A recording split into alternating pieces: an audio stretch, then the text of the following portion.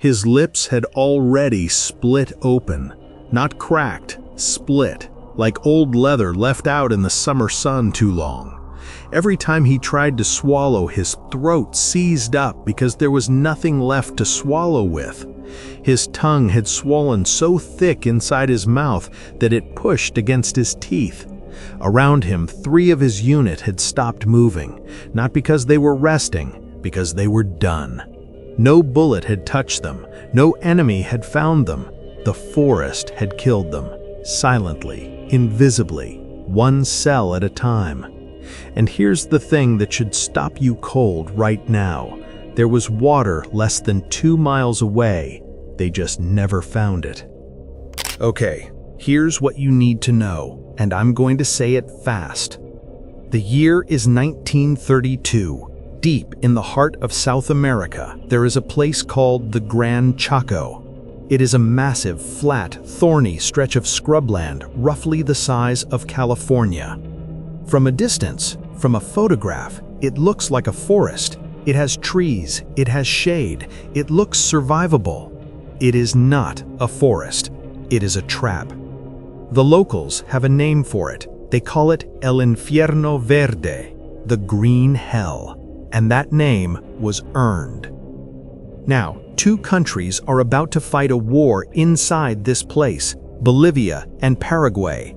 The reason? Both nations believe the Chaco is sitting on top of massive oil reserves. Both nations want it. Both nations are willing to bleed for it. Here's the brutal punchline though. There was no oil, not in any amount worth fighting over, but nobody knew that yet. So the war starts. Bolivia drafts its soldiers, mostly young men from the high Andes Mountains.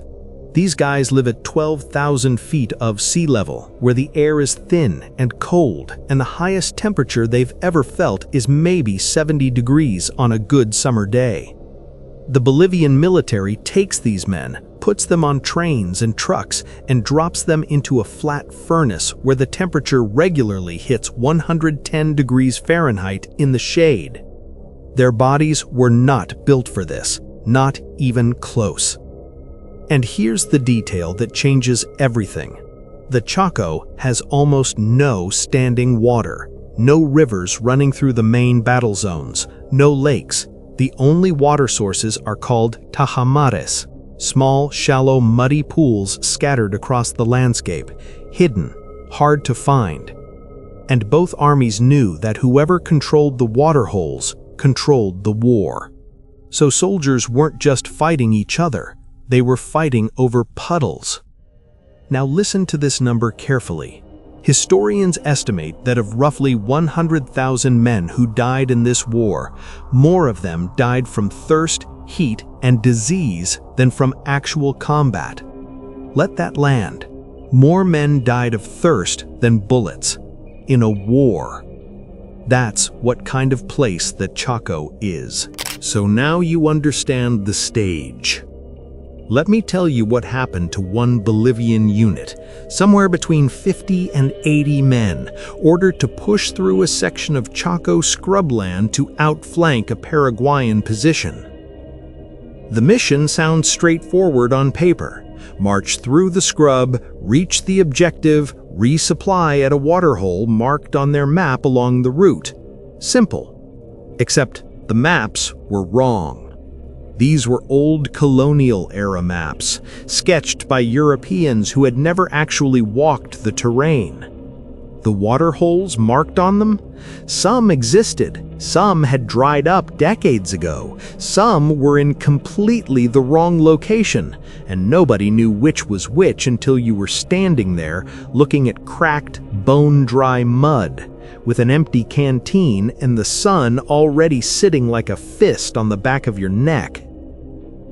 By 8 a.m. on the first morning, it's already 95 degrees. By noon, 110 in the shade, and these men are wearing wool uniforms designed for Andean winters because that's what the Bolivian military had issued them. They are sweating through their rations within the first hour of marching.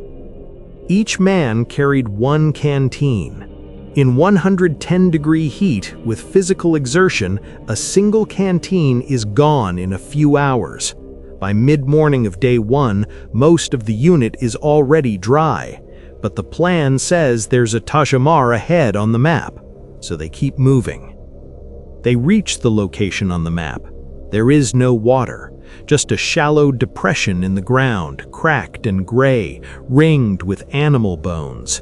Something had watered here, maybe years ago, not today. Someone makes a call. Push forward. There has to be another source ahead. This is the moment everything pivots. The Chaco scrub looks the same in every single direction.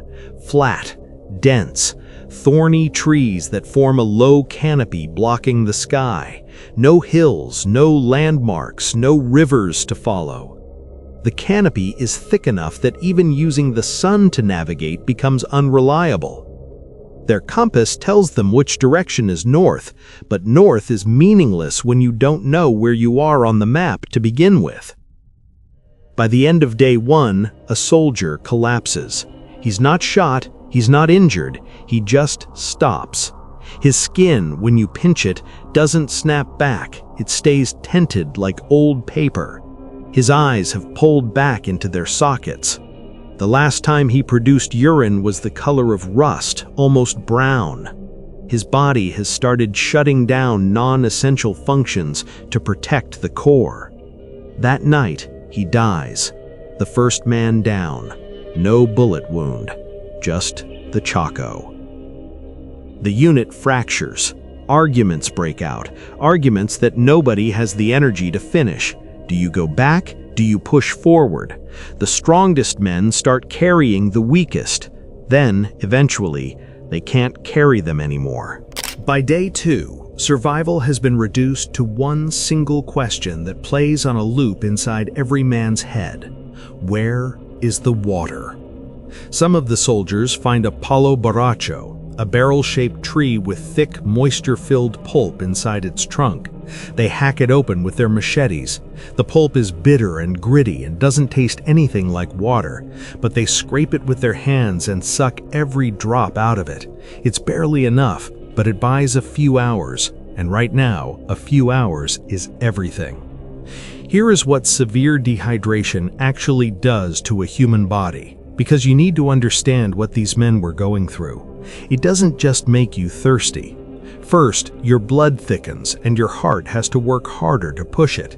Then your kidneys start shutting down. Then your brain, which is mostly water, begins to shrink slightly inside your skull. That causes headaches so bad it feels like something is cracking from the inside. Then come the hallucinations. Documented accounts from Chaco War survivors, men who made it out and could still speak about what they experienced, describe hearing running water, crystal clear, absolutely convincing, the sound of a stream just beyond the next line of trees. Men followed that sound and found nothing, again and again and again. They also describe seeing lakes, shimmering blue, wide-open lakes sitting on the horizon between the trees. They would change direction and walk toward them. The lakes were not there. What they were seeing is called a heat mirage, a real optical phenomenon. Your brain, starved of water, takes a bend of light and fills it in with exactly what you desperately need to see. Some soldiers managed to catch lizards, small animals skittering through the dry brush. In their weakened state, catching anything was nearly impossible, but a few managed it. They bit into them raw and drank the blood. Not enough to save them, but their hands kept moving, their bodies kept trying. That instinct, that refusal to stop, was the only thing separating the living from the dead at this point. Then comes the most dangerous phase of dehydration, the one that doctors specifically warn about. Late-stage dehydration brings with it a strange, warm calm. The pain fades. The panic fades. Everything slows down and goes quiet and feels almost peaceful. It is not peaceful. It is your body running out of the energy required to feel distress.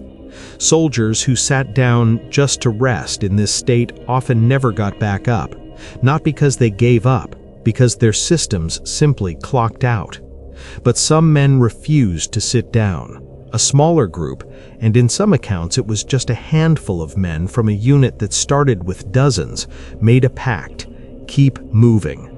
Move at night when temperatures dropped by 20 or 30 degrees and the body didn't burn through its last reserves quite so fast. Covered your skin from direct sun during the day. Share every single drop of moisture found equally between everyone still standing. No man drinks alone. Nobody hides water. That pact is the reason any of them survived at all. Somewhere between 3 and 6 days into the ordeal, accounts differ depending on the unit and the survivor, a small group of men stumbled out of the scrub and into a clearing. And there it was, a tajamar, muddy, shallow, the color of old tea, animal tracks pressed into the dried rim around it, possibly contaminated, almost certainly contaminated. They didn't care. But here is the cruelest gate the Chaco had left to put them through, and this one almost finished the job after everything else had failed. When you are severely dehydrated, drinking too much water too fast can kill you. The sudden flood of fluid throws your body's electrolyte balance into chaos. Your cells, starved for so long, begin pulling water in faster than they can handle it. The result is a condition called rehydration syndrome. Some soldiers who had survived days in the green hell, who had beaten the hallucinations and the heat and the hopelessness, they reached water and drank desperately and went into shock. Survival had one more cruel trick at the finish line. The men who made it, who walked out of that scrubland and back toward Bolivian lines, were the ones who forced themselves to take small sips. Agonizing, infuriating, tiny sips when every cell in their body was screaming at them to drink everything at once. They lay still in whatever shade they could find. They waited hours before drinking again. Some of them wept. Some of them couldn't speak for hours even after their throats recovered, not from trauma, but from total, complete exhaustion that went all the way down to the bone. For every man who made it out, multiple men didn't. Entire units were found by search parties, sometimes by the enemy, lying in the Chaco scrub without a single bullet wound between them. The green hell had simply taken them, quietly, completely. The Chaco War ended in 1935. Paraguay won, taking most of the disputed territory. Bolivia lost thousands of square miles of land and somewhere between 50,000 and 65,000 men. No oil was ever found in significant quantities. The whole thing was, by almost any measure, one of the most pointless and devastating conflicts in the history of the Western Hemisphere. But here's what stays with me about this story. The men who survived, the ones who made it back, weren't necessarily the strongest or the fastest or the most experienced. They were the ones who kept making the next small decision instead of being paralyzed by the impossibly big one. They didn't think, I need to survive this war. They thought, I need to find moisture in the next hour. Then I'll think about the hour after that. That's it. That's the whole survival mindset right there. You don't fight the whole mountain. You take the next step, then the one after that.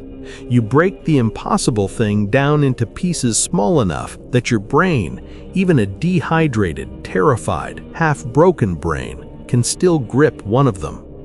The Chaco didn't care about courage. It didn't care about rank or training or how tough you thought you were back home. It only cared about one thing. Are you still making decisions? Are you still moving? The moment you stopped, the moment you sat down and let that false warmth of late-stage dehydration convince you that resting was okay, the Chaco had you. The enemy had guns, the Chaco had thirst, and thirst, it turns out, doesn't miss. If you made it this far, you already know what this channel is about. Hit subscribe. New story drops every week. Don't miss it.